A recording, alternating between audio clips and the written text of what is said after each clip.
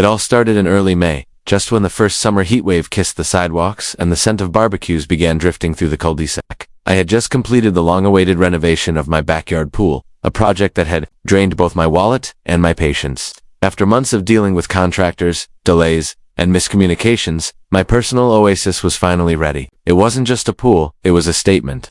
Turquoise tiles lined the bottom like mosaic art. The decking was a cool gray stone that stayed gentle underfoot even during the peak sun, and a waterfall feature on one end gave it the calming whisper of a private resort. The plan was simple: unwind, invite a few close friends on weekends, and maybe throw a couple of quiet evening parties under string lights. But within a week of unveiling it, something strange started happening. It began with little things. Pool toys would be left out that I didn't own. Wet footprints would snake across my back patio early in the morning. At first, I thought maybe it was my niece sneaking in for a swim when she visited, but when I asked, she denied it with a confused look. Then one Saturday, I woke up unusually early and glanced out the upstairs bedroom window, only to find my next-door neighbor, Tanya, lounging on a float in my pool like she was on a luxury vacation. She wore oversized sunglasses, sipping something out of a tall, fruity glass. I blinked, wondering if I was dreaming. Nope, it was real now. Tanya wasn't exactly a stranger. We'd exchanged pleasantries a few times, the usual neighborhood small talk about weather, trash days, and the annoying mailman, but we weren't close. Certainly not make-yourself-at-home-in-my-pool close. I went downstairs, slipped on my sandals, and stepped into the backyard. She barely glanced at me. Instead, she gave me a lazy smile and said, "Oh hey, I hope you don't mind. I just needed to cool off a bit. Your pool is so nice." I stood there stunned for a few seconds, trying to figure out what the polite protocol was when someone casually breaks into your backyard and uses your private pool like a hotel amenity. I tried to remain civil. "Actually, Tanya, I do mind. This isn't a public facility." Her smile faltered for a second, but she waved a hand like she was brushing away a fly. "Oh, come on, it's just water. And it's not like you were using it. You should learn to be more neighborly." And with that, she kicked off the wall and floated away like a smug swan. That should have been the end of it. A warning given, boundaries drawn. But instead, it was just the beginning. The next few days were quiet, deceptively so. I thought she'd gotten the message. But a week later, I came home early from work to find not just Tanya, but two of her friends splashing around in my pool, playing loud music, and leaving empty cans of hard seltzer on the edge. That was it. I called her over, firmly told them to leave, and made it crystal clear this was private property. Tanya rolled her eyes but complied. Still, I had that uneasy feeling like this wasn't over, and I was right. What followed was a series of passive-aggressive moves that would make any HOA president proud. Tanya started gossiping about me around the neighborhood, telling people I was stingy, antisocial, and even emotionally unstable. She spun a narrative about how I had promised to share the pool and then gone back on my word. Of course, none of it was true. But in a community where people thrive on weekend barbecues and lawn chair gossip, perception often mattered more than truth. I noticed the shift. People who used to wave now barely looked at me. I heard murmurs when I walked my dog. Someone even threw a pool noodle over my fence with a sarcastic note. Don't worry, Tanya left this behind. Still, I tried to handle it maturely. I installed better locks on the side gate. I put up a security camera. I even added a private property, no trespassing sign, hoping the message was now loud and clear. But Tanya wasn't the kind to take a hint. She was the kind who believed the world owed her comfort, even if it came at someone else's expense. The strangest thing about being wronged is how quickly your anger gets replaced by disbelief. You think, surely this can't be happening, not again. But it was happening over and over, like a slow-moving train wreck. I couldn't stop. Tanya had declared a silent war, and instead of weapons, she used charm, manipulation, and neighborhood politics. At first, it was the subtle stuff. A neighbor would mention offhandedly, "I heard you and Tanya are in a bit of a spat." Or, "I didn't know you were so strict about pool access. She said you used to let her swim anytime." That last one made me laugh out loud, not because it was funny, but because the sheer audacity of her lie was almost impressive. I had never offered her that kind of access, not even jokingly. In fact, I had barely known her before she turned my backyard into her personal day spa. I tried to stay above it. I really did. I thought, don't feed the drama. Don't sink to her level. But when it's your reputation being dragged through the grapevine by someone who sunbathes in your pool without permission, turning the other cheek feels less like grace and more like surrender. One day, I found a flyer in my mailbox. It was for a neighborhood ladies' pool and wine social hosted by Tanya. I blinked. My name wasn't on the invite, but the address listed was mine. My house, my pool, my property. The audacity wasn't just bold anymore. It was delusional. I immediately confronted her. She acted innocent, playing it off like it was a typo. "Oh, was it? I must have copied the wrong address. My bad," she said with a sugar-sweet grin. "Besides, I assumed we were all sharing the spirit of summer fun. Her words dripped with condescension, and I realized that Tanya didn't believe she was doing anything wrong. In her mind, I was the villain, the uptight neighbor ruining everyone's summer. She had rewritten the narrative in her favor and distributed it like sunscreen at a pool party. Things escalated when I checked my security camera footage a few days later. It was a Sunday morning, around 6:30 a.m. Tanya, barefoot, in a robe, snuck into my backyard through a side gate that hadn't latched properly. She slipped into the pool, floated for 20 minutes, then left as quietly as she came. No music, no friends, just her. It wasn't even about fun anymore. It was about possession, about proving a point, about control. I downloaded the footage and saved it on multiple devices. I even printed stills. If this turned into a legal battle, I wanted proof. Solid, undeniable evidence that this was not innocent or accidental. By now, my frustration was boiling over. I called the neighborhood association. I filed a formal complaint. The HOA president, Gary, a man who looked like he had been waiting his whole life to handle a neighborhood crisis, agreed to review the footage. I brought him a flash drive, and he watched it in silence, his brow furrowed. When it ended, he said, "Well, that's clearly trespassing." I nodded, relieved. Finally, someone with sense. But then he added, "Still, we can't really enforce private property rules. That's a civil matter. Have you considered a conversation?" I stared at him, wondering if he'd ever had a boundary crossed in his life. I had tried conversation. I had tried being kind. I had tried signs, locks, and polite confrontations. Tanya didn't want conversation. She wanted domination. Quiet, smiling, entitled domination. I was angry, yes, but more than that, I felt violated. This was my space, my home, and she had turned it into a social stage for herself. I stopped attending community events, stopped waving at neighbors, not out of bitterness, but out of sheer exhaustion. The energy it took to be falsely pleasant in the face of public misunderstanding was draining. One particularly hot Friday afternoon, I found a damp towel hanging over my lawn chair, bright pink with flamingos on it. It wasn't mine. Another message, another smirk disguised as carelessness. I stared at it for a long time. Something in me snapped, not with rage, but with a calm, deliberate clarity. If the neighborhood wanted a show, if Tanya wanted to perform, then it was time to give them something real to watch. I wasn't going to scream or fight. I was going to let karma do its work, and maybe, just maybe, I'd help guide it there. It's funny how revenge doesn't always come with fireworks or dramatic face. Sometimes, it arrives quietly like a change in wind direction, or a crack forming in a perfect mask. I decided I wasn't going to stoop to Tanya's level, but I also wasn't going to keep playing defense. I would be patient, strategic. I began gathering everything, not just video footage, but photos, text messages from other neighbors she'd annoyed, and online posts from her own social media where she'd bragged about chilling at the best backyard in town. One of her Instagram reels even had my waterfall in the background, captioned, "Luxury life when your neighbor doesn't mind sharing." That one, I saved twice. Then I did something unexpected. I invited the neighborhood to a small gathering. I printed simple invites and hand-delivered them. No online group, no email chains, just personal, old-fashioned interaction. Summer refresher, I called it. Casual dress, lemonade, and iced tea. Light snacks, no alcohol. I wanted it to feel neutral, not like a party. People were surprised. "Didn't know you were the social type," one neighbor joked. "Trying to be," I smiled, carefully masking my intent. The real reason I invited them was simple. I wanted them to see, to walk into my backyard and realize what Tanya had been claiming as her own. And I wanted them to feel the space, how personal it was, how peaceful it could be without chaos. I made no dramatic announcements, no accusations. I just smiled, served drinks, and answered any questions politely. Someone asked, "Is this the same pool Tanya's been using?" I gave a small laugh and said, "Apparently," without my permission. I let that sentence hang in the air like the scent of chlorine. Clean, unmistakable, and impossible to ignore. People started talking, really talking. One woman leaned in and whispered, "You know, she said you gave her a key." I shook my head. "I never gave anyone a key. She's been sneaking in through the side gate." The woman's eyes widened. The next day, the gossip floodgates opened, but this time, not against me. Tanya had underestimated something very basic. Communities run on perception, but they flip on exposure. Once the truth starts circulating quietly, credibly, it spreads faster than any lie. A week later, Gary from the HOA called me again. "So, Tanya's in hot water. Multiple neighbors have come forward saying she's used their yards without asking. One guy says she borrowed his garden hose without returning it for 2 months. Another said she lets her dog poop in his front lawn and just walks away." Apparently, my pool wasn't the only space she'd decided to borrow. The pattern was clear now, and the neighborhood, the very one she'd weaponized against me, began turning its gaze inward, judgmental, disappointed, and slightly amused. But karma didn't stop there.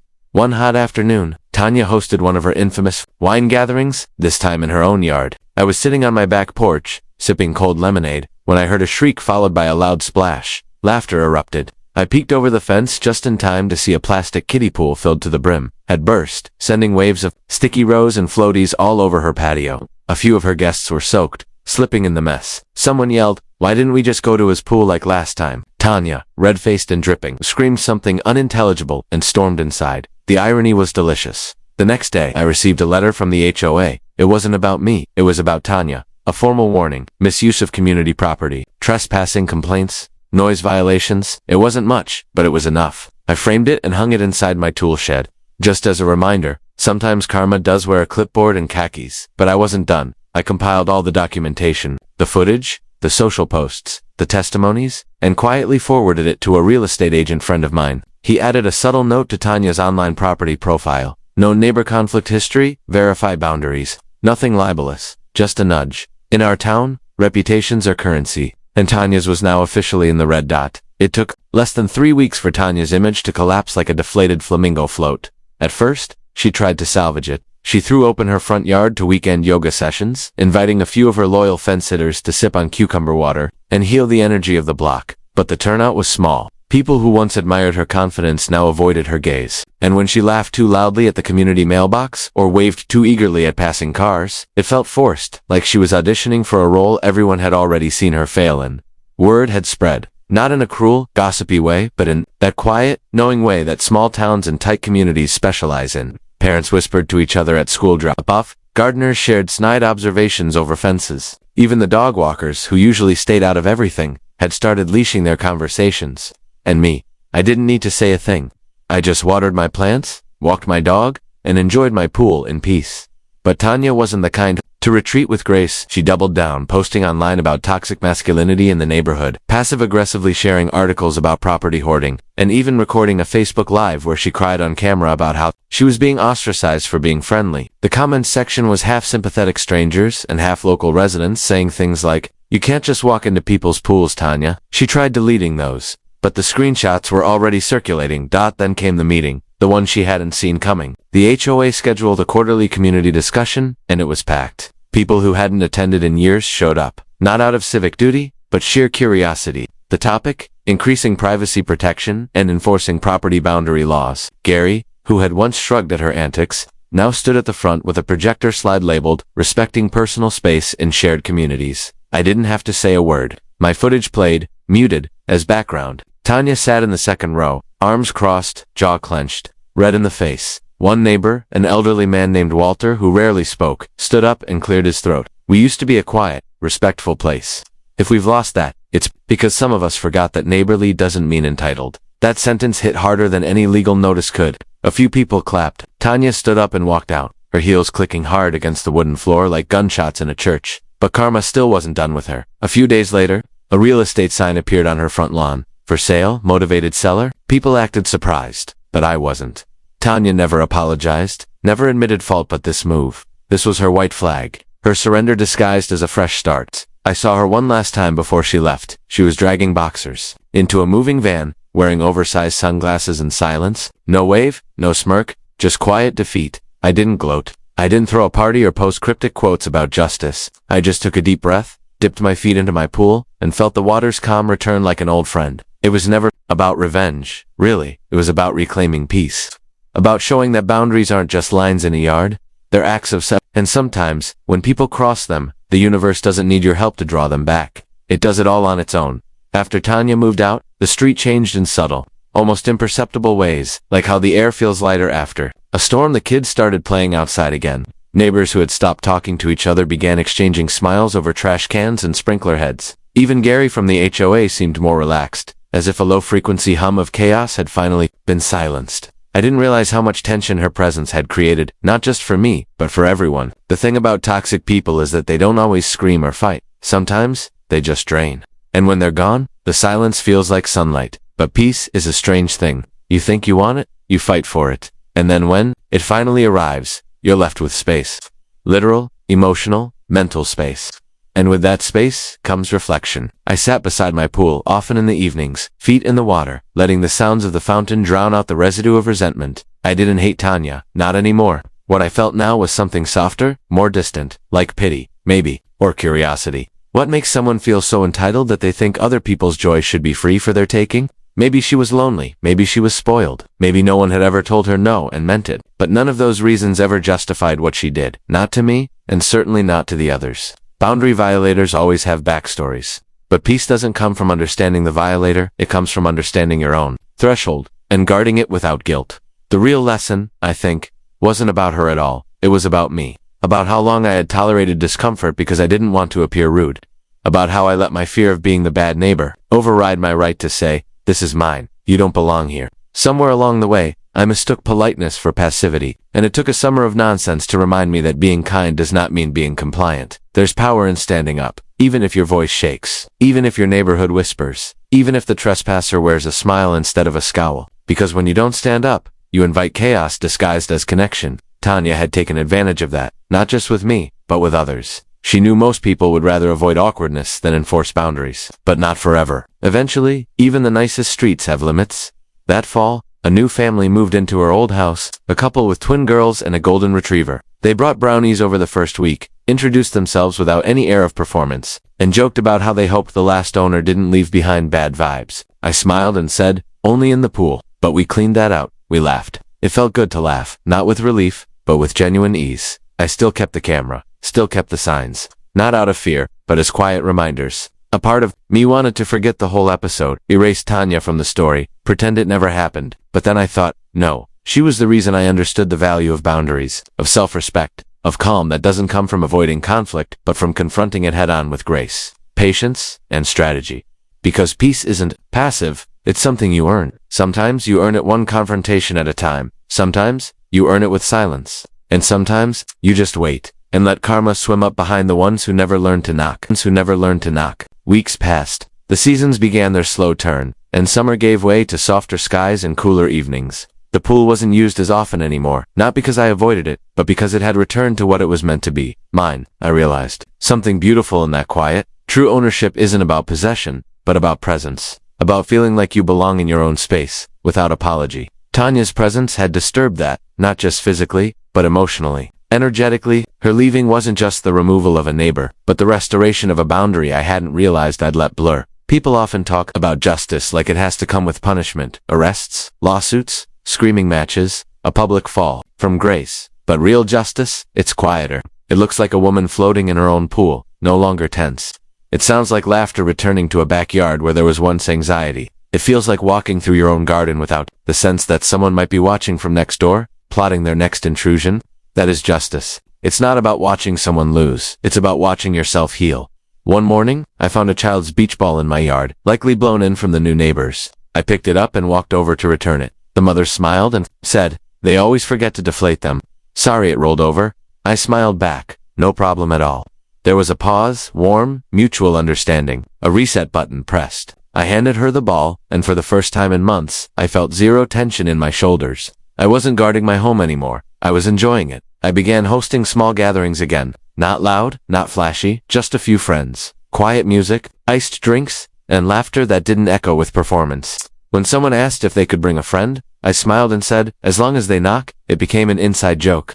Knocking wasn't just literal anymore, it was a symbol, a sign that respect lived here now. That access was a privilege, not a given. What Tanya did, all of it felt enormous when it was happening, like an emotional flood, drowning my peace. But looking back, it was just a storm. Temporary, disruptive, yes, but necessary. Sometimes storms wash away what doesn't belong, so the ground can breathe again. And once it's over, once the clouds clear, what's left is stronger than before.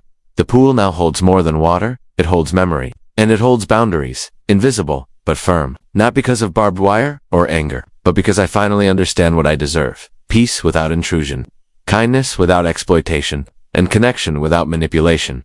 It's strange, Tanya probably doesn't think of me at all now, but I think of her sometimes. Not with bitterness, but with a kind of detached gratitude, because in trying to take what was mine, she gave me something I didn't even know I needed, the courage to reclaim it. And that's the thing about karma. It doesn't always come for revenge. Sometimes it just comes to return you to yourself now. When I sit by the pool in the early morning, with a cup of coffee warming my palms and the sky painted in gentle streaks of orange and lavender, I no longer think about Tanya with tension. Her name isn't a knot in my chest anymore. It's just a memory, like an old scar you forget is there until light hits it a certain way. The water shimmers softly, the wind carries no bitterness, and I find myself smiling more than I used to. Not because everything is perfect, but because I'm finally living inside my own peace. Unchallenged. The truth is, Tanya wasn't just a neighbor who overstayed her welcome. She was a mirror. She showed me how uncomfortable I was with confrontation, how much I feared being misunderstood, and how I used silence as a survival tool, thinking it made me mature, when in fact, it just made me vulnerable. Her boundary crossing forced me to examine my own, not just around my property, but around my energy, my time, my sense of ownership. There's a strange kind of gratitude in that realization, like finding wisdom tucked inside a mess. Since then, I've carried that lesson far beyond the fence. At work, I say no more often without long justifications. In friendships, I call out passive aggression when I see it, rather than swallowing it with a smile. And most importantly, I don't over-explain my no anymore. No is complete. It doesn't need to be decorated with guilt or softened with apology. It just needs to be said, clearly, calmly, and consistently. Sometimes I still hear a splash and instinctively tense up, expecting drama. But then it's just the wind nudging a float, or a leaf dropping from the old oak above. The instinct will fade. I know. Habits formed under pressure take time to unlearn, but I'm healing, slowly, strongly, quietly, the kind of healing that doesn't beg for applause, just sunlight, space, and the steady rhythm of water returning to stillness. A few neighbors have started asking about the incident. Now that time has passed and curiosity no longer feels like betrayal, I tell them parts, just enough. She used to sneak in, it got out of hand. Then karma showed up and the whole neighborhood came with it. Some laugh, some nod. A few apologize for not stepping in earlier. I tell them it's alright, because it is. I had to go through it alone. To remember I could. I keep the pool clean now, not just for guests, but for myself. It's no longer just a symbol of luxury or leisure. It's a reminder, you can fight for peace without raising your voice. You can reclaim space without burning bridges. And you can protect your boundaries without closing your heart. This story isn't just about a pool, it's about the quiet power of saying, this is mine, and I will not give it away, not even with a smile. And so, on warm evenings, when the last light dances across the surface, I watch the ripples fade. Not with fear, not with anger, but with gratitude. Because sometimes, the person who tried to take the most from you ends up giving you back more than they'll ever know.